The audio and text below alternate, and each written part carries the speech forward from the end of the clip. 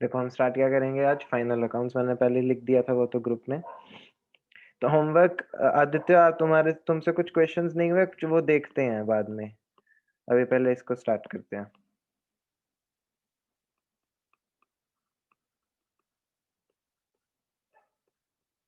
अब final accounts, इस chapter का नाम फाइनल अकाउंट्स क्यों है? ऐसा फाइनल क्या हो रहा है इसमें? देखो फाइनल अकाउंट्स मतलब एंड रिजल्ट, जिसके लिए हमने आज तक सब कुछ सीखा है, हमने जो भी सीखा है उसका उससे सबसे लास्ट में क्या चीज बनाई जाती है। तो सबसे पहले जर्नल करते हैं, उसके बाद जर्नल से लेजर बन जाता है, उससे ट्रायल बैलेंस बन जाता है, और फिर ट्रायल बैलेंस से फाइनल अकाउंट्स बनते हैं। ये फाइनल अकाउंट्स के अंदर होता क्या क्या है, क्या चीजें हैं जिन्हें हम फाइनल अकाउंट्स बोलेंगे? तो इसके अंदर कौन सा कलर ले, कौन सा कलर ले, ये ले लेते हैं। इसके अंदर एक तो होगा ट्रेडिंग अकाउंट, एक आप ट्रेडिंग अकाउंट बनाना सीखोगे, एक आप प्रॉफिट एंड लॉस अकाउंट बनाना सीखोगे,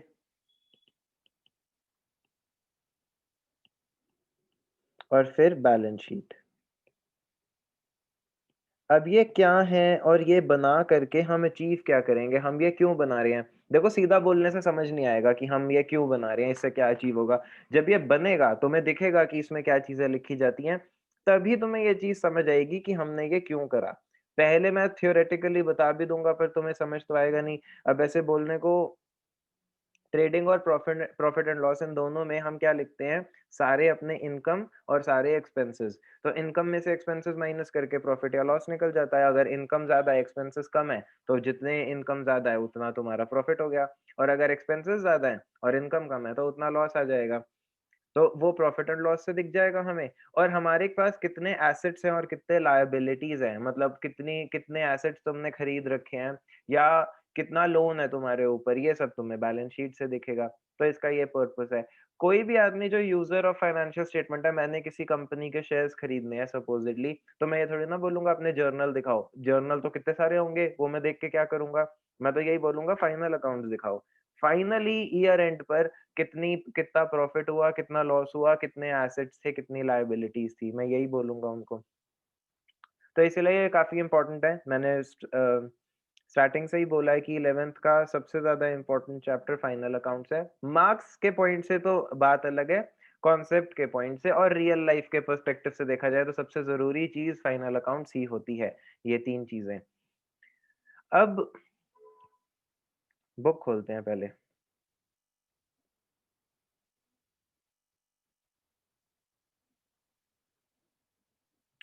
इसमें फाइनल अकाउंट किस पेज पर है?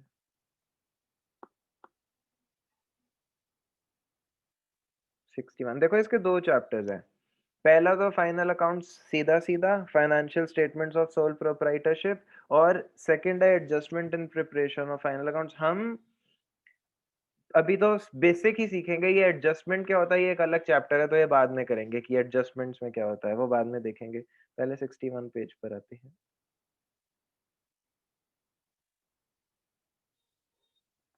ये जो स्टार्टिंग की शीट है, ये इसमें मैंने डाली हुई है, ये स्टार्टिंग वाली, ये तुम्हें बुक में नहीं मिलेगी। अब ये क्यों है ये तुम्हें समझ आ जाएगा कि ये हमने यहाँ पर ये शीट क्यों डाली है। इस पे ये क्या लिखा हुआ है, investment asset, interest on investment, indirect income, ये क्या लिख रखा है? ये बेसिकली लिखा है, शायद तुम्हें आइडेंटिफाई करने में बाद में प्रॉब्लम हो, जैसे कहीं तुम्हें लिखा हुआ मिल जाए ये ब्रोकरेज पेड, अब तुम्हें समझ ही नहीं आएगा शायद कि ये क्या है। तो मैंने एक लिस्ट बना दी जिसमें ऑलमोस्ट सब कुछ कवर कर लिया, 99% सब कुछ कवर हो चुका है, कि जब भी आप कोई चीज देखोगे क्वेश्चन में तो आपको पता है कि ये चीज क्या है। अब ये इनडायरेक्ट एक्सपेंस क्या होता है, शायद अभी हमें ये नहीं पता कि सर ये इनडायरेक्ट एक्सपेंस चीज क्या है। डायरेक्ट एक्सपेंस लिखा है, इनडायरेक्ट लिखा है, एक्सपेंस तो पता है पर ये डायरेक्ट है, वो हम समझेंगे, वो सब तो समझेंगे ही।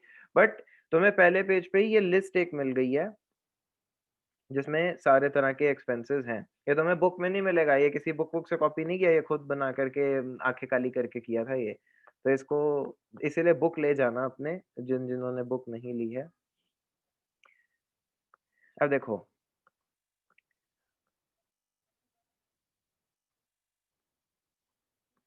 हमारे पास क्वेश्चन पर आते हैं। सबसे पहले हमने ट्रेडिंग अकाउंट बनाना है। तो ट्रेडिंग अकाउंट बनाने के लिए उसका फॉर्मेट क्या होता है, पहले मैं ये लिख देता हूँ कि फॉर्मेट क्या है उसका। ये ट्रेडिंग अकाउंट का फॉर्मेट, हाँ, ये तीनों अल्टीमेटली तो तीनों सीखने हैं, एक-एक करके ही सीख सकते हैं, तीनों एक साथ तो नहीं सीख सकते। तो पहले ट्रेडिंग अकाउंट देख लेते हैं। ट्रेडिंग अकाउंट का फॉर्मेट क्या होता है? अकाउंट तो कोई भी हो, लाइन्स वही रहती हैं।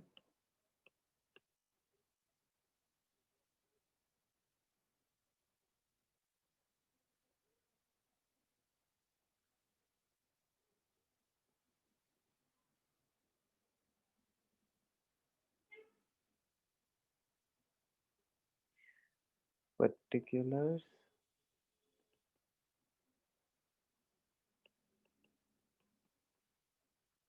कनक आपने चेक किया आपके पास कौन-सी बुक है और कौन-सी नहीं है? हाँ जी सर, ये वाली नहीं है मेरे पास। असाइनमेंट है, बुक नहीं है। असाइनमेंट 2 है आपके पास? हाँ जी, बुक नहीं है। असाइनमेंट बाद में बना, बुक पहले बनी, तो ऐसा कैसे हो गया कि आप असाइनमेंट ले गए और बुक नहीं लेके गए? सर मैं बाद में आई थी तो मे बी बेंच सर को लगाओ कि मेरे पास बुक है ऑलरेडी। और आपको तो याद ही नहीं था कि आपके पास क्या है, क्या नहीं है, उन्होंने जो दिया आप लेके चले गए। यही है सर, जवाब दे रहे हो, बस यही है। कुछ पता ही नहीं है क्या लेके जाना है, क्या नहीं लेके, सर जो वो बुक थी वो दे दो, कौन-सी बस जो है दे दो। अच्छा है 11th की नहीं ले गए या सीए की नहीं ले गए। अब देखो ट्रेडिंग अकाउंट का फॉर्मेट क्या है। जो लेट आ रहे हैं मैं उन्हें दोबारा से नहीं समझाने वाला। हम कहाँ हैं, क्या हैं, तुम नशे में ही रहा करो। 10-10 मिनट लेट तो आदत है ही। ट्रेडिंग अकाउंट में ऐसा करते हैं, अभी कई सारे वाई आएँगे, वाई मतलब WHY कि सर क्यों, यहाँ ये क्यों लिख रहे हैं? अभी मैं बस फॉर्मेट लिख रहा हूँ, चुपचाप फॉर्मेट लिख लो। क्या है, क्यों है, वो सब डिस्कस करेंगे। सबसे पहले यहाँ पर हम लिखते हैं टू ओपनिंग स्टॉक, मतलब जब साल शुरू हुआ तो हमारे पास कितना स्टॉक पड़ा था। स्टॉक मतलब स्टॉक इन ट्रेड, इन्वेंट्री, वो फिगर यहाँ लिख देंगे। ठीक है। अब बेसिकली हमने करना क्या है, एक साइड पे सारी इनकम लिखनी है, एक साइड पे सारे एक्सपेंसेस लिखने हैं। तो ट्रेडिंग अकाउंट का नेचर होता है नॉमिनल। क्या नॉमिनल का रूल याद है किसी को? नॉमिनल अकाउंट का रूल क्या होता है, कोई बता सकता है?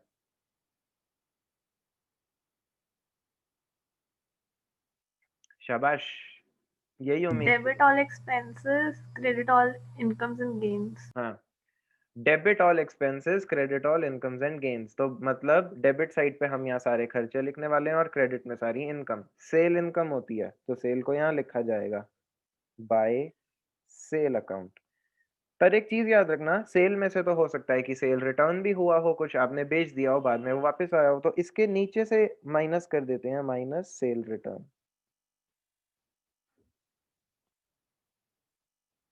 माइनस किया, जो आया वो अमाउंट यहाँ बाहर लिख दिया फिर।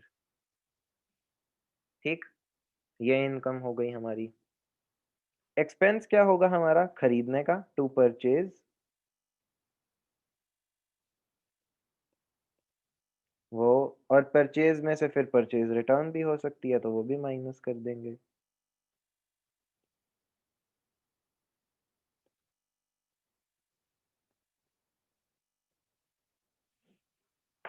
और भी कई सारे खर्चे हो सकते हैं हमारे। पर एक चीज ये याद रखो, मैंने आपको बोला प्रॉफिट निकालने के लिए दो अकाउंट्स बनते हैं, एक ट्रेडिंग और एक P&L। ऐसा क्यों, दो क्यों? देखो ट्रेडिंग में हम सारे एक्सपेंसेस नहीं लिखते, ट्रेडिंग में हम सिर्फ डायरेक्ट एक्सपेंसेस लिखते हैं। अब ये वर्ड क्या है सर, डायरेक्ट एक्सपेंसेस, अभी लिखो, अभी डिस्कस करते हैं। यहाँ पर खर्चे लिखे जाएंगे लेकिन सिर्फ डायरेक्ट। तो टू डायरेक्ट एक्सपेंसेस, जितने भी डायरेक्ट एक्सपेंसेस होंगे वो यहाँ।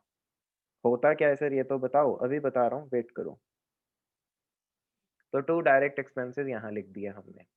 सर परचेज रिटर्न क्रेडिट में नहीं आना चाहिए था। मैं परचेज में से माइनस करके ही दिखा रहा हूँ उसे सीधा, तो एक ही बात है। आप क्रेडिट में लिख दो या परचेज रिटर्न से माइनस कर दो, आंसर सेम आएगा। प्रेजेंटेशन बेटर कौन सी है, बेटर तो यही है कि परचेज से माइनस करके ही दिखाया जाए उसको। ठीक है। तो हमने ओपनिंग, मैंने एक साइड पे खर्चे लिखे, डेबिट साइड पे मैं एक्सपेंसेस लिख रहा हूँ, क्रेडिट साइड पे मैं इनकम लिख रहा हूँ। मैं माइनस करूंगा तो मेरा प्रॉफिट या लॉस निकल जाएगा, पर अभी कुछ चीजें बची हैं। मे बी सेल के अलावा हमारे पास कोई और डायरेक्ट इनकम भी हो। अब ये डायरेक्ट वर्ड है क्या, अभी अभी वेट करो, डिस्कस करते हैं। अभी बोला है सिर्फ कि लिखो बाय डायरेक्ट इनकम अकाउंट, कोई और अगर है तो वो इनकम यहाँ लिख दी, ठीक है। तो to opening stock, to purchase, to direct expenses, और एक बाय क्लोजिंग स्टॉक, जितना सामान बच गया वो यहाँ आएगा।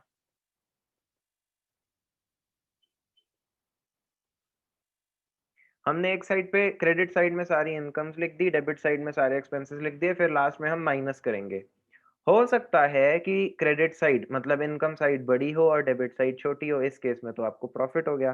तो फिर आप यहाँ लिखोगे टू ग्रो, या रुको इसको अलग कलर से लिखता हूँ, क्योंकि इन दोनों में से कोई एक ही एग्जिस्ट करेगा। कलर कलर कलर कलर, ये कलर, टू,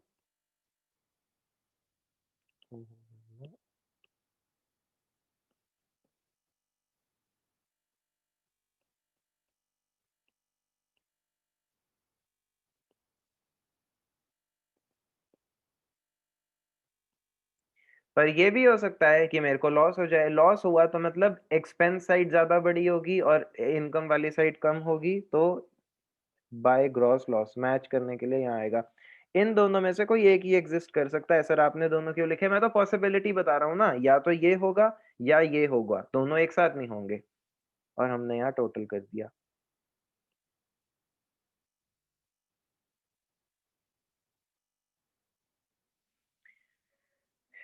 ठीक है। अब इन्होंने जो यहाँ ट्रेडिंग अकाउंट का फॉर्मेट दिया हुआ है, ये काफी ज्यादा डिटेल्ड है। अब ये करने में ही हमें ऐसा लगता है कि ओ सर इसमें तो बड़ी सारी चीजें लिखी है। मैंने आपको सिंपल वाला बनवाया है जिसमें सिंपल चीजें लिखी है। बस अब डिस्कस करने की बात है, ये डायरेक्ट एक्सपेंसेस क्या है। एक्सपेंस एक्सपेंस होता है, ये डायरेक्ट क्या होता है, और क्या अगर कोई एक्सपेंस डायरेक्ट होता है तो कोई इनडायरेक्ट भी होता है, ऐसा भी होता है। किसी ने स्कूल में करा, किसी को कुछ आइडिया है डायरेक्ट एक्सपेंस क्या होता है और इनडायरेक्ट एक्सपेंस क्या होता है?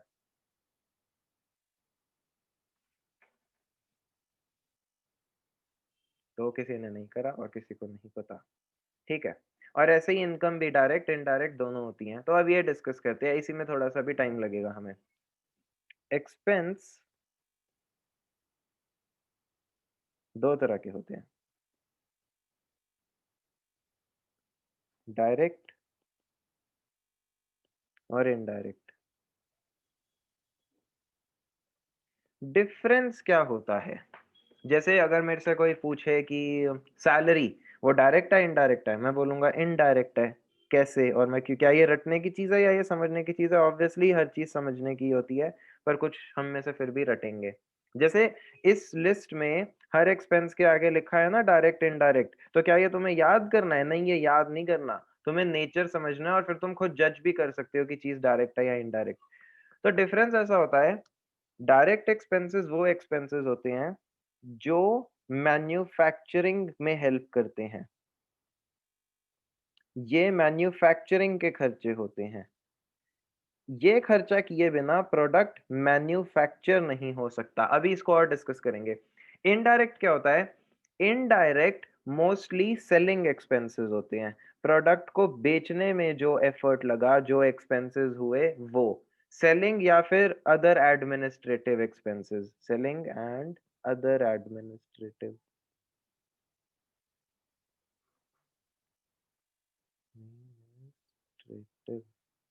अब जैसे अगर मैं आपको बोलूं, बहुत सी चीज़ें बोली जा सकती हैं ऐसे तो। मैं सिंपल से स्टार्ट करता हूँ, या इसी लिस्ट में से ले लेते हैं कि हमने किसी को ऐसा क्यों लिखा है और किसी को डायरेक्ट लिखा है, किसी को इनडायरेक्ट लिखा है। देखो, वेजेस को हमने क्या लिखा है? Direct expense. सैलरी को हमने क्या लिखा है? Indirect expense. वेजेस क्यों डायरेक्ट क्या है? मैन्युफैक्चरिंग में जो हेल्प करता है। और इनडायरेक्ट क्या है? जो मैन्युफैक्चरिंग का उससे कोई लेना देना नहीं है, उसका लेना देना उसकी सेलिंग से है। आपने वेजेस आप किनको देते हो? जो बेसिकली जिसे हम लेबर बोल देते हैं, जो प्रोडक्ट को बना रहे हैं आपके, उसे हम वेजेस उन्हें हम वेजेस देते हैं। और सैलरी आप किसे देते हो? मोस्टली वो लोग जो ऑफ़िस में काम कर रहे हैं, ऑफ़िस में काम करने वाला इंसान बना थोड़ी ना रहा है, वो तो ऑफ़िस में बैठा है ना, उसका काम क्या है, वो उसे बेच रहा है या वो कोई और एडमिनिस्ट्रेटिव काम कर रहा है, वो मैन्युफैक्चर नहीं कर रहा गुड्स को। तो जो खर्चा आपने अब मेरे को बताओ मैन्युफैक्चरिंग के लिए कौन-सा खर्चा नेसेसरी है, वेजेस का या सैलरी का? वेजेस का? वेजेस। ऐसा तो नहीं है कि तुम सैलरी नहीं दोगे तो गुड्स मैन्युफैक्चर नहीं होंगे, मैन्युफैक्चर तो लेबर कर रही है, वो तो कर ही देगी। तो फिर सैलरी क्यों दे रहे हैं हम? सैलरी उसे बेचने के लिए दे रहे हैं। वो बन गए हैं, गोडाउन में पड़े हैं, पर अब आपको लोग चाहिए ना जो उसे बेच दें। सैलरी व्हाइट कॉलर्ड एम्प्लॉइज़ को मिलती है। वेजेस जिन्हें ब्लू कॉलर्ड जॉब्स कह देते हैं, उन्हें मिलती है। मतलब लेबर वाले एक्सपेंसेस सारे। इस वजह से वेजेस हो जाती हैं हमारे डायरेक्ट और सैलरी हो जाती है इनडायरेक्ट। अब ये जो नीचे है ये बाद में देखते हैं, कभी-कभी हमें ऐसा लिखा आएगा, इसको छोड़ो और चीज़ें देखते हैं। जैसे अगर मैं आपको बोलूँ रेंट, अब सोच के बताना रेंट रेंट डायरेक्ट एक्सपेंस है, इनडायरेक्ट है? थोड़ा-सा टफ है ये बताना, कोई बता सकता है? Sir indirect. इनडायरेक्ट है। डायरेक्ट है। ओह! शाबाश दोनों आंसर आ गए। अच्छा, इनडायरेक्ट क्यों है शौर्य ये? सर इनडायरेक्ट इसलिए क्योंकि इसमें कुछ बिल्ड नहीं हो रहा है। ठीक है, और कृति ये डायरेक्ट क्यों है? सर अगर शॉपिंग नहीं होगी तो बिकेगा कहाँ? नहीं, पर बन जाएगा? पॉइंट ये है कि बन जाएगा क्या? सर हो सकता है जो जगह रेंट पे दे रखी है उधर ही बन रहा हो। तो फिर तो ये डायरेक्ट हो गया ना? मैंने तो डायरेक्ट ही बोला था। अच्छा ठीक है। ऐसा है, रेंट दोनों हो सकता है। अगर आपने रेंट पे किया है अच्छा गुड्स बनते कहाँ हैं? फैक्ट्री में? तुमने मुझसे पूछा ही नहीं कि ये रेंट ऑफिस का है या फैक्ट्री का है। देखो किसी भी बिज़नेस में 2 चीज़ें होती हैं। एक होती है उनकी फैक्ट्री और एक होता है उनका ऑफिस। मेबी ये एक बिल्डिंग में हो, ऐसा भी हो सकता है। पर ऐसा तो नहीं है ना कि जिस केबिन के अंदर मैं बैठता हूँ, मतलब जो ओनर है वो बैठता है, वहीं पे मशीनों में सब काम हो रहा है, उस केबिन में तो नहीं हो रहा होगा ना। उस स्पेस को तो हम सिर्फ ऑफिस बोल सकते हैं। मैन्युफैक्चरिंग तो बाहर अगर सेम बिल्डिंग भी है, मोस्टली सेम बिल्डिंग बड़ी कंपनीज़ की होती भी नहीं है। मैन्युफैक्चरिंग की फैक्ट्री एक अलग होती है और ऑफिस की बिल्डिंग अलग होती है। पर हम मान लेते हैं कि ऐसी भी बहुत सारे केसेज़ हैं, जहाँ मैन्युफैक्चरिंग हो ही रही है वहीं पे एक रूम में ऑफिस बना है। तो ये दोनों बातें ये दोनों अलग ही हो जाते हैं। आपको इनको 2 अलग-अलग बिल्डिंग्स ही कंसिडर करना है। अब ये सोचो कि जो फैक्ट्री है, रेंट उसका नहीं है। तुमने ये मेरे से पूछा ही नहीं, ऐसे सीधा तो बता ही नहीं सकते। रेंट अगर फैक्ट्री का पे कर रहे हो, तो ये मैन्युफैक्चरिंग में ही तो हेल्प कर रहा है। अगर वो फैक्ट्री ही नहीं होगी तो मैन्युफैक्चरिंग हो ही नहीं सकती। तो अगर फैक्ट्री का रेंट है, तो डायरेक्ट एक्सपेंस हो जाता है। पर अगर ऑफिस का रेंट है, तो ऑफिस का रेंट है, तो फैक्ट्री से तो कोई लेना-देना नहीं, गुड्स बन तो जाएँगे, बिकने में शायद प्रॉब्लम हो क्योंकि ऑफिस ही नहीं है हमारा कोई, तो उस केस में ये इनडायरेक्ट एक्सपेंस हो जाता है। सीधा रेंट ऐसे ही बोलना पॉसिबल नहीं है कि डायरेक्ट है या इनडायरेक्ट है, आपको थोड़ी और इन्फॉर्मेशन चाहिए अभी आप जिस स्टेज पे हो उस पे। तो ये बात सबको समझ में आई कि रेंट डायरेक्ट भी हो सकता है, इनडायरेक्ट भी हो सकता है। पर अगर हमें क्वेश्चन में सिर्फ रेंट लिखा है, अब तुम क्या करोगे? अब तुम्हें एज्यूम करना होगा कि या तो ये फैक्ट्री का है या ये ऑफिस का है।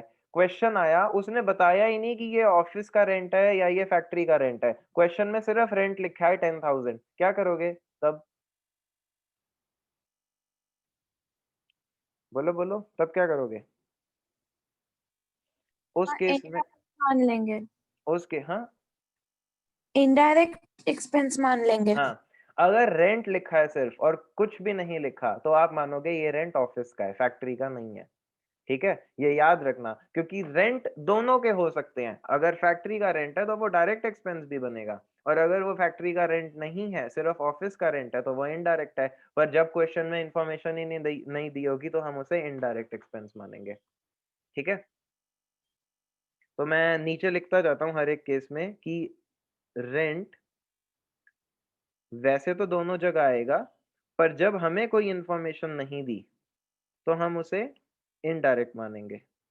तो ऐसे ही डिस्कस कर लेते हैं और थोड़े से, तो हम रेंट को यहाँ डाल देते हैं। ठीक? दूसरी चीज़ electricity expense. Electricity expense direct है या इनडायरेक्ट है? सर दोनों हो सकते हैं।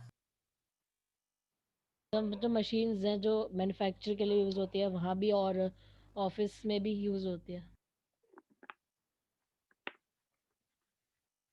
ठीक, अब ये ध्यान रखो, इलेक्ट्रिसिटी को क्वेश्चन प्रॉब्लम हमें यही आएगी कि जैसे वहां सिर्फ इलेक्ट्रिसिटी लिखा है, तुम बोलोगे सर यही यही सेम चीज तुम तो बोलोगे सर इलेक्ट्रिसिटी तो दोनों जगह आ सकती है।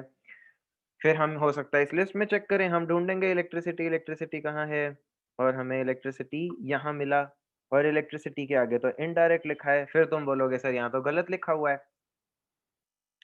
यहाँ पता है कुछ एजम्पशंस हैं, वो एजम्पशंस ये हैं कि जब सिर्फ रेंट लिखा है या सिर्फ इलेक्ट्रिसिटी लिखा है तो आपने ये मानना है कि ये ऑफिस के हैं। तो तुम बोलोगे कि सर ये हमें कैसे पता, इतनी बात तो याद रखनी पड़ेगी। अच्छा, और अगर फैक्ट्री की इलेक्ट्रिसिटी हुई तो वो उसे इलेक्ट्रिसिटी नहीं लिखेगा, तब वो उसे क्या लिखेगा, पावर या फिर फैक्ट्री लाइटिंग। अब ये इजी है फैक्ट्री लाइटिंग, क्योंकि फैक्ट्री तो इसमें तो नाम ही आ गया। पावर भी देखो, पावर से भी तुम जज कर सकते हो कि ये फैक्ट्री का एक्सपेंस ही होगा। क्यों? क्योंकि पावर एक ऐसा वर्ड है जो हम फैक्ट्री के साथ ही एसोसिएट करते हैं, हम कभी ऑफिस के साथ ही एसोसिएट नहीं करते। तो क्योंकि दो वर्ड्स ऑलरेडी असाइन हो चुके हैं फैक्ट्री को, तो फिर हम मानते हैं कि बचा हुआ जो इलेक्ट्रिसिटी का एक्सपेंस है वो ऑफिस का ही होगा। ठीक है, तो ये चीज याद रखना। सर इलेक्ट्रिसिटी ऐसा क्यों होता है कि हम हर किसी चीज को इनडायरेक्टली मानते हैं, कुछ नहीं लिखा पाता? क्योंकि मेजरली ऐसा ही होता है।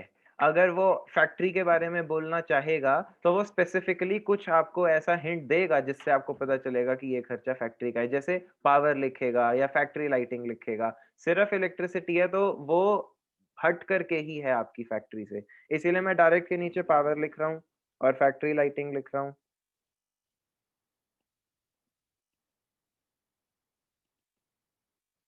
और इलेक्ट्रिसिटी को मैं यहाँ पर लिख रहा हूँ इनडायरेक्ट में। अब हम ये बाइफरकेशन कर ही क्यों रहे हैं सर? इससे फर्क ही क्या पड़ता है कि खर्चा फैक्ट्री का है या ऑफिस का है? खर्चा तो मेरा ही है। इसको ऐसे दो अलग ग्रुप्स में डिवाइड क्यों करना है? क्योंकि देखो, ट्रेडिंग से हम सिर्फ ये निकालते हैं कि गुड्स बनाने में हमें कितना प्रॉफिट हुआ। ट्रेडिंग का काम ये नहीं है कि वो मेरे को टोटल प्रॉफिट बताए, सर गुड्स बनाने से निकल तो गया, कितना प्रॉफिट है, नहीं ना। गुड्स बनाना एक अलग काम है, फिर उन्हें बेचना एक अलग काम है। गुड्स बनाने तक कुछ एक्सपेंसेस इनकर होते हैं और फिर उन गुड्स को बेचने में और एक्सपेंसेस इनकर होते हैं। कैसे? एग्जाम्पल, मारुति कार्स बनाता है, तो वो जो कार बनाते हैं वो तो फैक्ट्री में बन के रेडी हो जाती है। अब कार बनने के बाद क्या कोई और कॉस्ट इनकर ही नहीं होती उसको बेचने के लिए? बिल्कुल होती है। जो शोरूम्स हैं, एक तो वो शोरूम चाहिए, उस शोरूम के अंदर लाइट जलेगी, उस शोरूम के अंदर कितने सारे एम्प्लॉइज काम करते हैं, तो ये सारे एक्सपेंसेस गाड़ी को बेचने में ही तो लग रहे हैं। तो हम दो अकाउंट्स इसलिए बनाते हैं, सबसे पहले मैं देखना चाहता हूँ कि मेरे को सिर्फ गाड़ी बनाने से कितना प्रॉफिट होता है, मेरी कार को बनाने में कितनी कॉस्ट लगती है। फिर मैं अलग से देखता हूँ कि अच्छा, बन के जब गाड़ी बनी तब तो इतना प्रॉफिट हो रहा था, और फिर मैं देखना चाहता हूँ कि इसको बेचने के बाद मेरे को टोटल प्रॉफिट कितना रह जाता है। इसीलिए हम ट्रेडिंग में सिर्फ डायरेक्ट एक्सपेंसेस डालते हैं कि सिर्फ इसकी मैन्युफैक्चरिंग में कितना खर्चा हुआ मेरे को और तब कितना प्रॉफिट था। उसके बाद हम ये देखते हैं कि इसको बेचने में मेरे को कितना खर्चा हुआ। तो मैं दो अलग अलग इसीलिए बनाता हूँ। तो हम यहाँ तक आ गए और कुछ डिस्कस करते हैं। अच्छा, वो भी मैं लिख देता हूँ, वेजेस। वेजेस हमारे डायरेक्ट हैं और सैलरीज हमारे इनडायरेक्ट हैं। अब एक दूसरी चीज, कभी कभी क्वेश्चन में ना ये दोनों एक साथ लिखे आएंगे। क्वेश्चन में लिखा आ जाएगा वेजेस एंड सैलरी, अब क्या करोगे? अब तो कंफ्यूजन है। वेजेस एंड सैलरी क्वेश्चन ही लिख रहा है, फिर क्या करोगे? कोई बता सकता है स्कूल में किया हो तो? क्वेश्चन बोल रहा है वेजेस एंड सैलरी 50,000 रुपीज वो खुद ही मिक्स करके दे रहा है, तो क्वेश्चन के नीचे लिखेंगे कि क्वेश्चन बनाने वाला ठीक नहीं है। देखो इनडायरेक्ट, क्यों? जब कुछ नहीं लिखा होता तो इनडायरेक्टली मानते हैं। नहीं, वेजेस एंड सैलरी आपको डायरेक्ट। कुछ बता रहा है। अच्छा आदित्य, क्यों? सिर्फ आंसर बोलने से क्या होता है, रीजन बताओ। वेजेस एंड सैलरीज, क्योंकि सर वेजेस तो उसमें होता है ना सर, डायरेक्ट एक्सपेंसेस में। तो सैलरीज भी तो है, वो इनडायरेक्ट में होता है।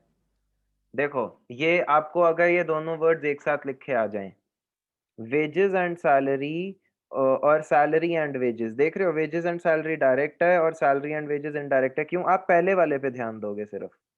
वेजेस एंड सैलरीज है तो पहले वेजेस लिखा हुआ है ना, तो आप इसको कहाँ डाल दोगे? डायरेक्ट में। और अगर सैलरी एंड वेजेस है तो आप इसे इनडायरेक्ट में डाल दोगे। आप बस पहले वाले पे ध्यान दोगे कि पहले क्या लिखा है। सिंपल। तो ये तुम्हें बाद में कंफ्यूज करेंगी चीजें। तुम्हें ये तो पता है कि ये एक्सपेंस है, इसमें तुम्हें प्रॉब्लम नहीं होगी, पर ये इस एक्सपेंस को ट्रेडिंग में लिखना है या P&L में लिखना है, इससे मार्क्स आपके डिडक्ट हो सकते हैं। अब वही तो ये डिसाइड करना होगा कि ये डायरेक्ट है या इनडायरेक्ट है। तो वेजेस एंड सैलरी डायरेक्ट और सैलरीज एंड वेजेस इनडायरेक्ट, जो पहले लिखा है उसके हिसाब से डिसाइड कर लेंगे। आज मैं पैसिफिक गया था डिकैथलॉन ट्रैकिंग का कुछ सामान लेने। क्या हो रहा है भाई, लोग तो ऐसे सामान खरीद रहे हैं वहां जैसे दुनिया खत्म होने वाली है। इतने सारे लोग पूरे मॉल में ही थे, वैसे तो मॉल में ही काफी भीड़ थी क्योंकि पार्किंग की लाइन भी बहुत लंबी थी। और क्या हो गया, सबके सब ट्रेकिंग पे जा रहे हैं क्या? डिकैथलॉन में इतनी ज्यादा भीड़ थी और हर कोई स्नो शूज ले रहा है या कोई रैक सैक ले रहा है। कितने लोग ट्रैक पे जाने लग गए हैं, फैमिलीज ले रही हैं। मैंने कहा पता नहीं, फैमिलीज तो नहीं जा रही होंगी ट्रैक पे, पर मेरे को समझ ही नहीं आया ये क्यों ले रहे हैं ये सब। एक तो डिकैथलॉन का ये भी है ना कि उसके प्राइजेस ठीक हैं, कोई एक्सपेंसिव नहीं है और रिटर्न कर सकते हो 90 डेज में। वो अच्छा ही स्टोर है वो, ओवरऑल काफी अच्छा ही है वहाँ का प्रोडक्ट, शायद इसलिए। तो पता नहीं, मेरे को तो ऐसा लगा कुछ हो गया है क्या, कोई अनाउंसमेंट होगी या सब लोग सामान खरीदने आए हुए हैं, शायद घर कोई कुछ ना कुछ खरीदा है कि बस अब इसके बाद मिलेगा नहीं। और अभी तो पता नहीं न्यू ईयर पे क्या होगा। और हमारे सामने कुछ और ऐसे भी एक्सपेंसेस आएंगे। लॉस ड्यू टू फायर, ये डायरेक्ट है या इनडायरेक्ट है? डायरेक्ट। डायरेक्ट। डायरेक्ट। कैसे? Sir indirect. तुमने डायरेक्ट बोला है इनडायरेक्ट? ये सर पहले तो। मैंने इनडायरेक्ट बोला। और डायरेक्ट बोला है किसी ने? कृति आपने डायरेक्ट बोला है? हाँ जी सर। कैसे loss due to fire direct कैसे है? सर गुड्स जो जल गई वो तो डायरेक्ट में ही आएगी ना, क्योंकि वो बनने में ही खर्चा था। डायरेक्ट एक्सपेंस ये होता है वो खर्चा जो मैन्युफैक्चरिंग में हेल्प करे। ये खर्चा करके मैन्युफैक्चरिंग में मदद हुई। तो आपकी फैक्ट्री में आग लगी, इससे आपकी मैन्युफैक्चरिंग में हेल्प हुई। जो चीज जो चीज जली है वो खर्चा डायरेक्ट था या इनडायरेक्ट था, इससे क्या फर्क पड़ता है? आपने जज इस बात पे करना है कि जो खर्चा हुआ है, जो ये आग लगी है, ये एक्सपेंस ही तो हो गया। क्या इसने मेरे को हेल्प करा मैन्युफैक्चरिंग में? नहीं। अब तुम बोलोगे सर कौन सा सेलिंग में हेल्प कर दिया, पर मैन्युफैक्चरिंग में तो नहीं करा ना। तो selling and other administrative and others, जो जितने भी बच जाते हैं जो मैन्युफैक्चरिंग में हेल्प नहीं करते, वो सारे इनडायरेक्ट में जाते हैं। तो ये जो हमारा लॉस ड्यू टू फायर है ये इनडायरेक्ट है। आग लगा करके अपनी फैक्ट्री में किसी की मैन्युफैक्चरिंग नहीं होती, तो ये कैसे हो सकता है डायरेक्ट? तो loss due to fire indirect है।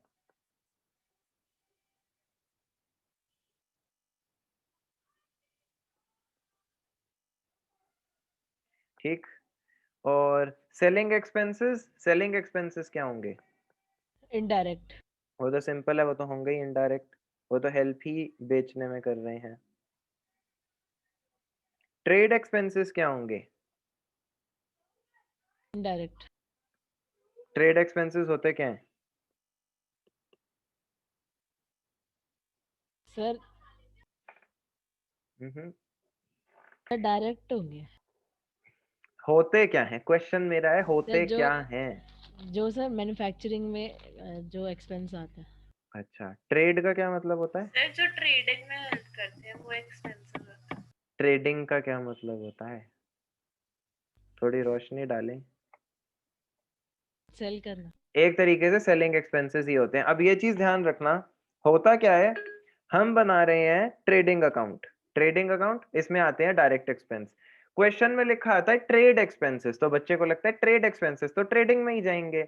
ऐसा नहीं है, उसका नाम ट्रेड एक्सपेंसेस है पर उसका मतलब है सेलिंग एक्सपेंसेस। वो P&L में जाएंगे, वो ट्रेडिंग अकाउंट में नहीं जाएंगे। ये गलती बहुत बार होती है, क्योंकि उसका नाम ट्रेड एक्सपेंसेस है तो सर ट्रेडिंग में डाल दिया हमने, दोनों सेम सेम लग रहे थे। ऐसा नहीं है, ट्रेड एक्सपेंसेस इनडायरेक्ट होते हैं क्योंकि वो सेलिंग एक्सपेंस ही है, sort of selling expenses. Okay, अब ये देखो कुछ तो ऑब्वियस है। सेल प्रमोशन एक्सपेंस इनडायरेक्ट है हमारा। मैन्युफैक्चरिंग एक्सपेंस ऑब्वियसली डायरेक्ट है, इसके तो नाम में ही मैन्युफैक्चरिंग है। प्रिंटिंग एंड स्टेशनरी हम हमेशा यही मानते हैं ऑफिस में यूज हो रही होगी। अब लेबर क्या करेंगे पेपर पेंसिल का स्टेपलर का, तो वो हम उसको, और वैसे भी ये मैन्युफैक्चरिंग में हेल्प थोड़ी ना कर रहा है किसी तरीके से, तो ये वो है। एक चीज ये वाटर एंड इलेक्ट्रिसिटी एक्सपेंस, देखो कोई भी एक्सपेंस तुम्हें जो नाम से ऐसा सीधा सीधा ना बता रहा हो कि ये फैक्ट्री से रिलेटेड है, तुमने हमेशा यही मानना है कि वो ऑफिस से रिलेटेड है। जब वाटर एंड इलेक्ट्रिसिटी लिखा है तो यहाँ से पता चलता है कि ये पानी कहाँ यूज हुआ, नहीं पता है ना, तो हम हमेशा इसे इनडायरेक्ट ही मानेंगे। तो ये सब याद रखना। ये लिस्ट बनी हुई है जिसमें बहुत सारे लिखे हुए हैं, अब वो धीरे धीरे जैसे करेंगे वैसे पता चल जाएगा। फैक्ट्री एक्सपेंसेस ऑब्वियसली डायरेक्ट है, ये तो है ही फैक्ट्री का खर्चा। फैक्ट्री का खर्चा है तभी तो मैन्युफैक्चरिंग हो रही है, वरना हो ही नहीं सकती थी। ठीक है, यहाँ हर चीज के बारे में ही लिखा है, वो हम डिस्कस करते रहेंगे। अब जो इम्पोर्टेंट चीज है, एक इम्पोर्टेंट चीज लास्ट, कैरेज क्या होता है, मेरे को ये बताओ।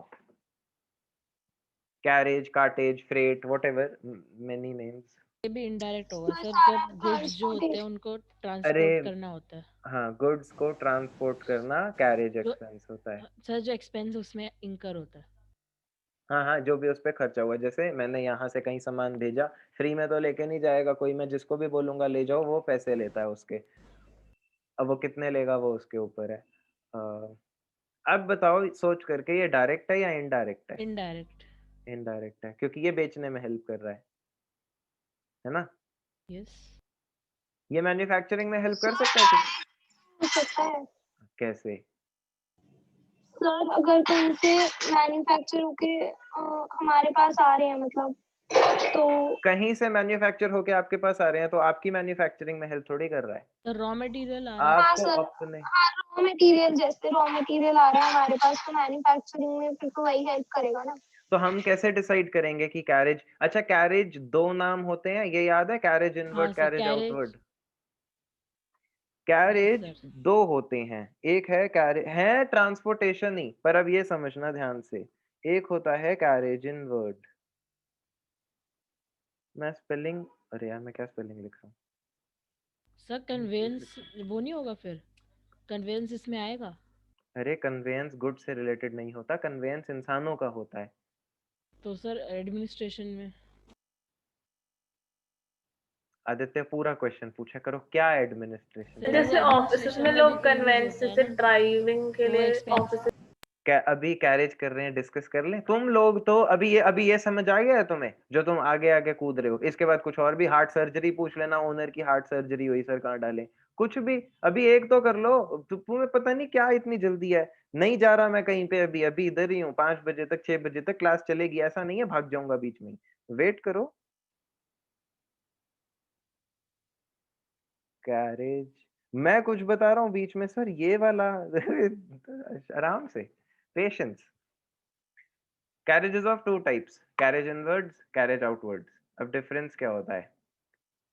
डिफरेंस ये होता है, वैसे पता होगा जो स्टार्टिंग से है, जो बाद में आए थे शायद ना डिस्कस हुआ हो, कभी पता होना चाहिए वैसे। गुड्स जब ट्रांसपोर्ट होते हैं उस पे जो खर्चा होता है उसे कैरेज बोलते हैं। अब कैरेज इनवर्ड्स का क्या मतलब है? इनवर्ड्स मतलब towards me, towards me finished goods आएंगे या रॉ मटेरियल आएगा? मेरे पास तो रॉ मटेरियल आएगा ना। अब रॉ मटेरियल को मेरे पास आने पे जो खर्चा मैं इनकर कर रहा हूँ, जैसे मैंने किसी से कुछ रॉ मटेरियल खरीदा और उसने बोला कि ये तो मेरी फैक्ट्री में है, यहाँ से आपकी फैक्ट्री तक जितना भी एक्सपेंस लगेगा वो आप बियर करोगे। मैंने कहा ठीक है, तो मैंने 1000 रुपीज दिए मेरी फैक्ट्री तक रॉ मटेरियल आने के। अगर मैं ये 1000 रुपीज खर्च ना करता तो क्या मैन्युफैक्चरिंग हो सकती थी? नहीं हो सकती थी, क्योंकि मेरे पास तो सामान ही नहीं होता ना। तो कैरेज इनवर्ड मैन्युफैक्चरिंग के लिए नेसेसरी है। अगर कैरेज इनवर्ड इनकर नहीं करूंगा, मेरे पास सामान नहीं आएगा तो मैन्युफैक्चरिंग नहीं हो सकती। तो कैरेज इनवर्ड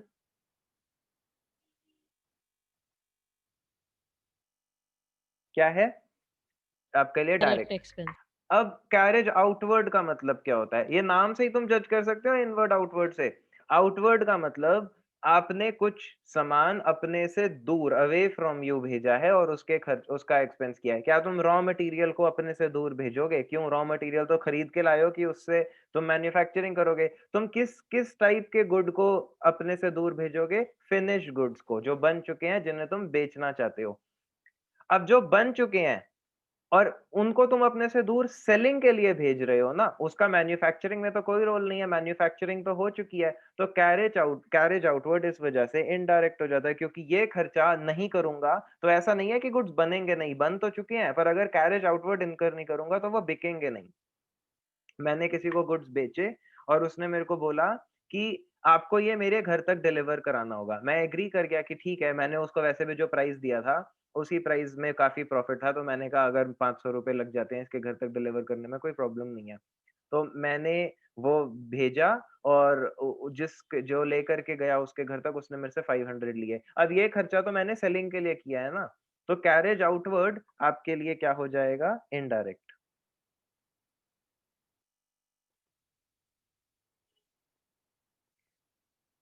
पर अगर सिर्फ कैरेज लिखा आ जाए, ना इनवर्ड लिखा है ना आउटवर्ड लिखा है, वहां पर फिर हम सोचने लग जाएंगे कि अरे ये कैरेज कौन सा है, ये इनवर्ड है या आउटवर्ड है। तो उसका भी आंसर आपको यहाँ मिल गया कि जब सिर्फ कैरेज लिखा है तो इस केस में ना आपको इसको डायरेक्ट एज्यूम करना है, क्योंकि नॉर्मली, अब ऑब्वियस चीज देखो, ऑब्वियस चीज क्या है? जो तुमने कैरेज इनकर किया होगा, ऑब्वियस सी बात तो यही है ना कि वो हमने मोस्टली रॉ मटेरियल के लिए इनकर किया होगा, क्योंकि बाय डिफॉल्ट सेलिंग का जो कैरेज होता है वो कस्टमर खुद ही देता है। मोस्ट ऑफ द केसेस में ऐसा होता है, तुम किसी शॉप से कुछ खरीद के लाओ तो वो, जैसे आपने कोई बड़ी सी चीज खरीदी, बड़ी मतलब भारी सी चीज, लेट्स से रेफ्रिजरेटर खरीदा, फ्रिज खरीदा, शॉप तुम्हें फ्रिज की कॉस्ट बता देगी और फिर ऐसा नहीं है कि वो उसी कॉस्ट में उससे तुम्हारे घर तक डिलीवर भी कर देंगे। मोस्टली ऐसा नहीं होता, वो यही बोलेंगे कि ये फ्रिज है और आपके घर जो ये लेके आएगा ये इतने पैसे लेगा। तो वो तुम्हें ही बियर करना होगा, वो फैक्ट्री, वो कंपनी बियर नहीं करती। तो सर फिर ये कैरेज आउटवर्ड कभी भी नहीं होता? कभी कभी होता है, तो जब होता है तो नाम से लिखना पड़ता है। बाय डिफॉल्ट तो हम हमेशा यही एज्यूम करेंगे कि जो कैरेज है वो हमने अपने रॉ मटेरियल के लिए दिया होगा, तो वो डायरेक्ट एक्सपेंस बन जाता है। ठीक है। बाकी कई चीजें आएंगी बीच में जो हम सोचेंगे कि अरे ये क्या चीज हो सकती है, जिसमें हमें डाउट होगा, तो हम यहाँ से देख लेंगे, कोई प्रॉब्लम नहीं है। अम, जैसे ये तो ऑब्वियस ही है, डिस्काउंट अलाउड, आपने किसी को डिस्काउंट दिया, इनडायरेक्ट एक्सपेंस है, इसका मैन्युफैक्चरिंग से तो लेना देना है नहीं।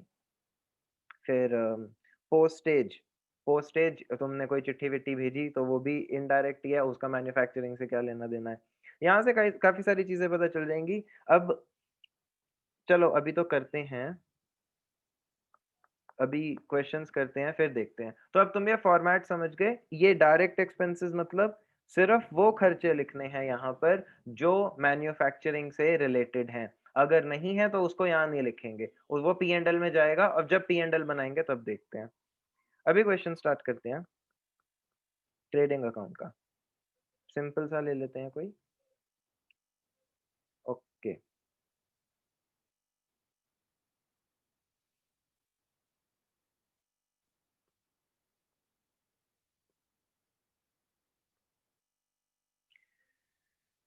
ये करते हैं थर्ड क्वेश्चन। आपको क्या बोला है? ओपनिंग स्टॉक लिखो लेफ्ट साइड में स्टार्टिंग में। ये इसी फॉर्मेट में डाल देता हूं मैं। नहीं नहीं, इसमें नहीं करते, नीचे करते हैं।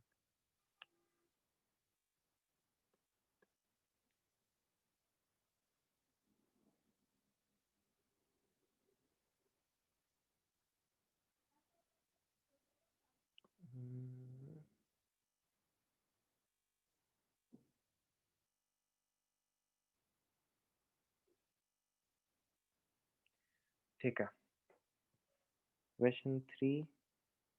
ये 3 है, इससे पहले 2 कहाँ गए? अच्छा वो ऊपर है। अच्छा वो ये क्वेश्चन थे एग्जाम्पल वाले, ये बाद में करते हैं, पहले ये करते हैं। इसके ऊपर लिखते हैं हम trading account for the year ended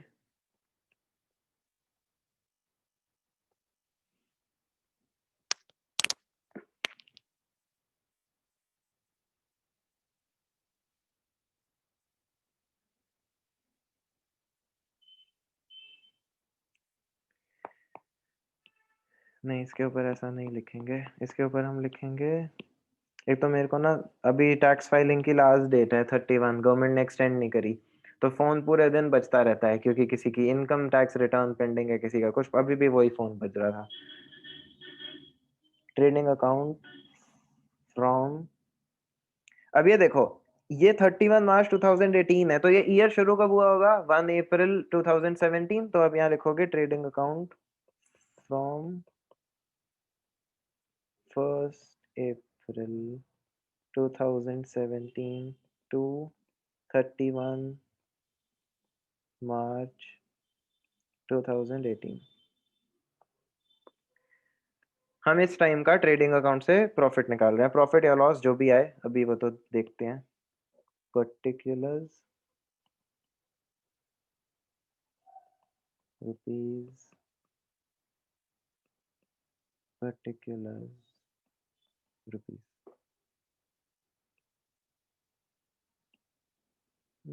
कौन सा कलर लें? पर्पल ले लें, गंदा लग रहा है, तो यही ठीक है, यही कर लेते हैं। तो सबसे पहले टू ओपनिंग स्टॉक,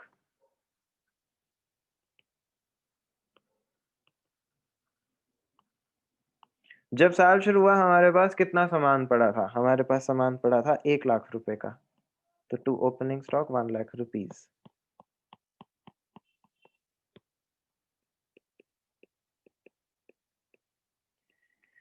अब नेक्स्ट चीज वेजेस, देखो यहाँ पर वो कभी कभी एक्स्ट्रा एक्सपेंसेस भी लिख देगा, जो पहले बताओ वेजेस डायरेक्ट एक्सपेंस है या नहीं है? डायरेक्ट है सर। डायरेक्ट है तो लिखना चाहिए ट्रेडिंग में, तो लिखते हैं। मैं थोड़ी सी स्पेस दे के लिख रहा हूँ क्योंकि मैं बीच में परचेज भी लिखूंगा, तो मैं टू वेजेस नीचे लिख रहा हूँ यहाँ। तो हमें जैसे सीरियल है वैसे ही चलना है। हाँ जैसे भी लिख लो, उसका कोई जैसा नहीं है, ठीक है। सेल 15,50,000 पर। एक चीज याद रखो, क्या इस क्वेश्चन में सेल रिटर्न भी है? देखो सेल रिटर्न है, yes sir. Yes yes sir. Sir. ये रिटर्न इनवर्ड्स है ना, तो हमें पहले इनर कॉलम में सेल लिख करके उससे सेल रिटर्न माइनस करना है और फिर आउटर कॉलम में फिगर जाएगी। तो यहाँ लिखो बाय सेल्स, बाहर नहीं इनर कॉलम में, क्योंकि सेल रिटर्न माइनस करना है।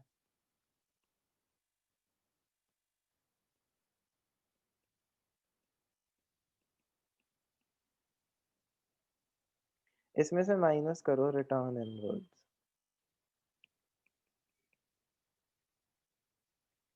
$50, ये यहीं पे दिया हुआ है ये 50, तो ये लिख दिया, ये लिख दिया। अब इसका नेट इफेक्ट बाहर लिख दो,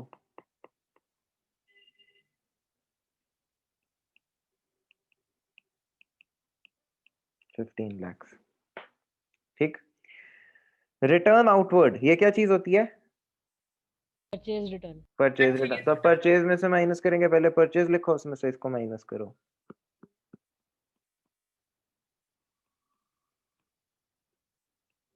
to purchase account 10 lakhs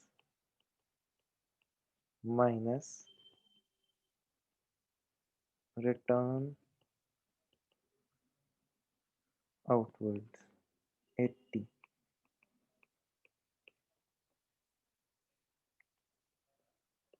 minus 20, ठीक है। ये भी लिख दिया, ये भी लिख दिया। अब दो चीजें बची हैं, एक है कैरेज इनवर्ड, एक है फ्रेट। अभी फ्रेट के बारे में तो हमें ज्यादा कुछ पता नहीं, और एक है क्लोजिंग स्टॉक भी है।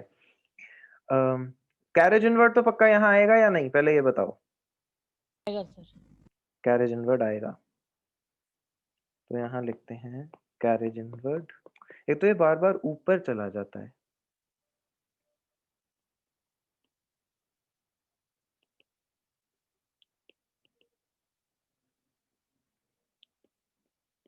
कितने रुपीस? 10,000, ठीक, ओके।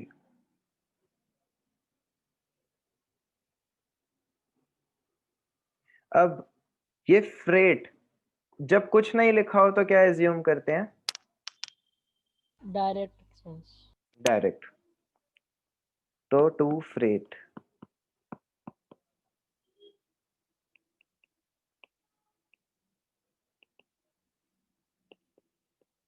5000 ये भी लिख दिया हमने। ऐसा जरूरी नहीं होगा हर क्वेश्चन में कि सारी चीजें आएंगी, कभी कभी वो ऐसी चीज लिख देगा जो ट्रेडिंग का पार्ट ही नहीं है, तो वो प्रेजेंस ऑफ माइंड रखना है। जैसे इस क्वेश्चन में देखो, कैरेज आउटवर्ड भी लिखा हुआ है इस डिटेल में, क्या ये आप ट्रेडिंग में डालोगे? नहीं, क्योंकि ये इनडायरेक्ट एक्सपेंस है, तो ये नहीं डालना। पर उसने तो लिस्ट में दिया, क्यों? कंफ्यूज करने के लिए शायद। तुम लिख दो एक्सपेंसेस में और फिर तुम्हारा आंसर गलत आ जाएगा। लास्ट चीज है क्लोजिंग स्टॉक। क्लोजिंग स्टॉक को हम इनकम में लिखते हैं। यहाँ एक क्वेश्चन ये आना चाहिए कि सर हम तो एक्सपेंसेस और इनकम्स लिख रहे हैं, तो आप ये क्लोजिंग और ओपनिंग स्टॉक क्यों लिख रहे हो? यहाँ मैंने ओपनिंग स्टॉक लिखा, क्या ओपनिंग स्टॉक कोई खर्चा होता है? और यहाँ पे मैं क्लोजिंग स्टॉक लिखूंगा।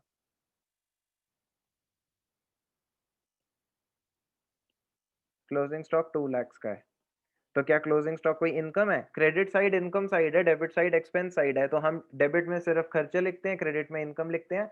पर हम फिर ये क्या कर रहे हैं कि हम ओपनिंग स्टॉक और क्लोजिंग स्टॉक भी लिख रहे हैं। आज पहली क्लास में इसका answer it will be too early, तो मैं समझ भी नहीं आएगा। एक दो बारी क्वेश्चंस और कर लो थोड़े से, फिर ये डिस्कस करेंगे कि हम एक्सपेंस में ओपनिंग स्टॉक लिख रहे हैं और इनकम में क्लोजिंग, ये कोई एक्सपेंस या इनकम थोड़ी है। वो देखेंगे कि ऐसा क्यों कर रहे हैं। बस हमने सब कुछ लिख दिया। अब देखो कि प्रॉफिट आया लॉस, मतलब दोनों साइड्स का टोटल करो। किस साइड इनकम ज्यादा आ रही है या एक्सपेंस ज्यादा आ रहा है? इनकम ज्यादा आ रही है, 17 लाख है इस साइड का टोटल।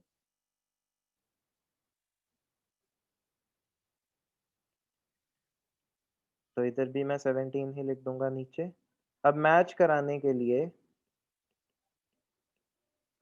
टू ग्रॉस प्रॉफिट क्या आएगा, माइनस करते हैं।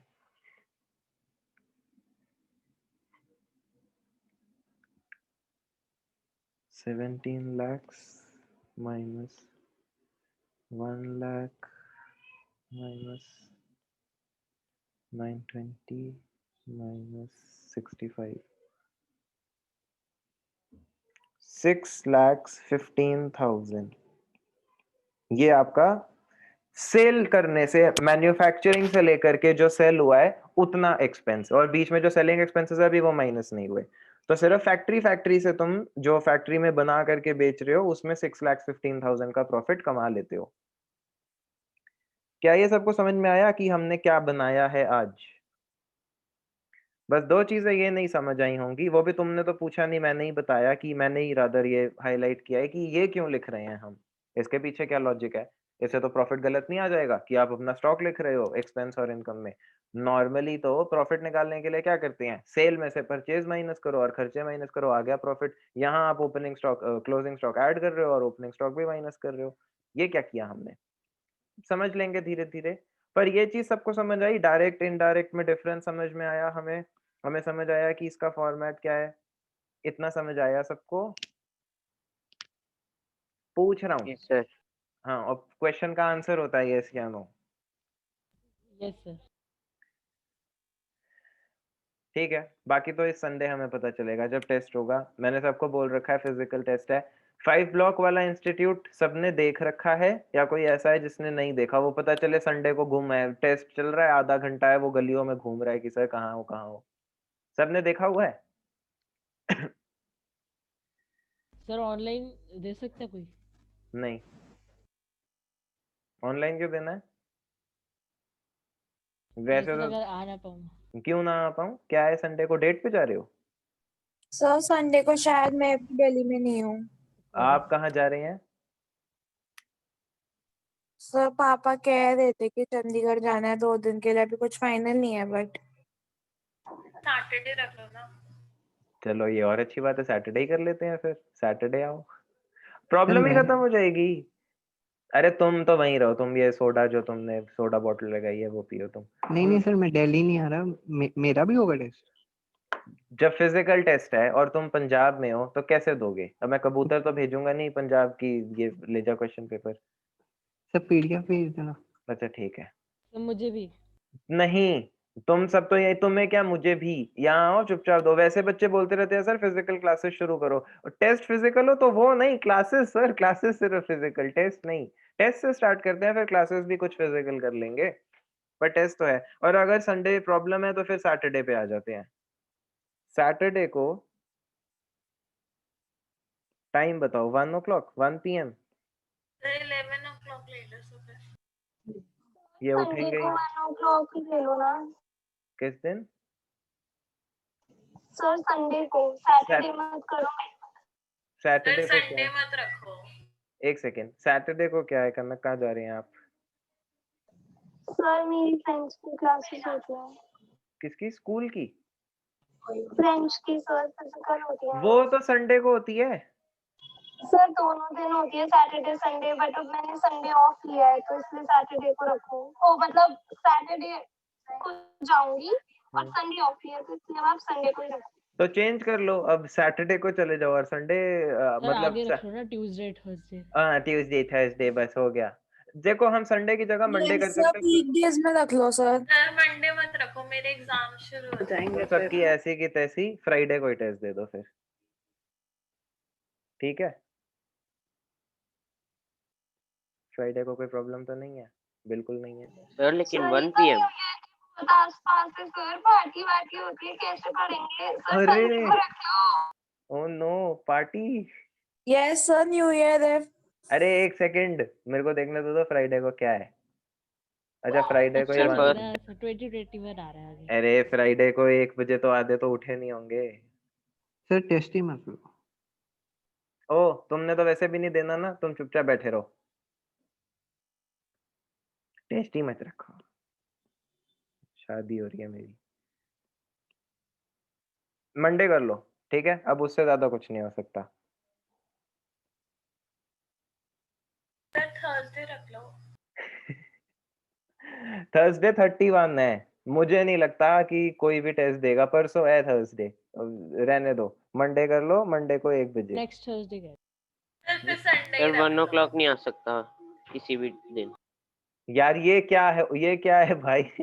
ऐसा है, सर सारी बात ट्यूशन की खत्म। क्लास होती है। ठीक है, संडे ही है और कुछ नहीं हो सकता। पहले भी संडे ही सोचा था ना, अब मैं तो मतलब एडजस्ट हो ही नहीं सकता ज्यादा बच्चों में, क्योंकि कोई किसी को कुछ चाहिए, किसी को कुछ चाहिए। पर संडे को 1 बजे टेस्ट नहीं हो सकता। क्यों? क्योंकि संडे को 1 बजे 12th का भी टेस्ट है, तो 2 तो तुम्हें सबको साथ में बिठा दिया, फिर तो खिचड़ी बन जाएगी। टाइम बदलना होगा। इसको हम सुबह कर ले, संडे सुबह सुबह आ जाओगे? Yes sir. हाँ जी सर। ठीक है, तो ऐसा करो 11 o'clock करते हैं, 11 AM। सर पर मैं नहीं हूँ। हाँ तुमने तो पहले ही बता दिया, ठीक है। अब सर कोई अगर मैं नहीं हुई तो मैं भी ऑनलाइन टेस्ट दे दूं? तो जब आप तो ट्रैवल कर रहे होगे ना, गाड़ी में कैसे लिखोगे? नहीं नहीं सर, मतलब वहां रुकूंगी तो। हाँ तब दे देना। अब तुम भाई वहाँ करने क्या जा रहे हो? वहां जाके टेस्ट ही लिखने हैं, तो घर पे ही रुक जाओ 2 दिन, फिर टेस्ट दे ही देना। वहां बच्चा घूमने जा रहा है, वहां पापा टेस्ट। को कुछ काम है तो वो लेके जा रहे हैं सर। अच्छा ठीक है, चलो संडे को 11 बजे तुम्हारा टेस्ट है, मैं अभी लिख दूंगा ग्रुप में। और इसी बहाने जब आओगे तुम नालायक, तो अपनी बुक वुक भी ले जाना। वैसे तो किसी को परवाह है नहीं, पर उस दिन आएंगे तो बुक वगैरह ले ही जाएंगे। अजीब कैटेगरी है भाई स्टूडेंट, पैसे दे करके जिसको पैसे मिले हैं वो बोल रहा होता है अपना सामान तो ले जाओ। सर सर आपका सामान, वो कहता ना ना रख ले, पैसे भी रख ले, ये भी रख ले। ठीक है, चलो ठीक है, अब हम कल मिलेंगे, इसको कंटिन्यू करेंगे आगे। ये चैप्टर इंपॉर्टेंट है कम, वैसे तो सारे इंपॉर्टेंट है, छुट्टी नहीं मारना। ये मानस को क्या कहना है? सर वो ट्रायल बैलेंस और रेक्टिफिकेशन का ही है ना बस। ट्रायल बैलेंस और रेक्टिफिकेशन। चलो bye bye, tata. Sir next तो क्लास मैं कब आपको है? बता दूंगा अगर आ पाऊंगा तो। नेक्स्ट क्लास कल है। Sir bye.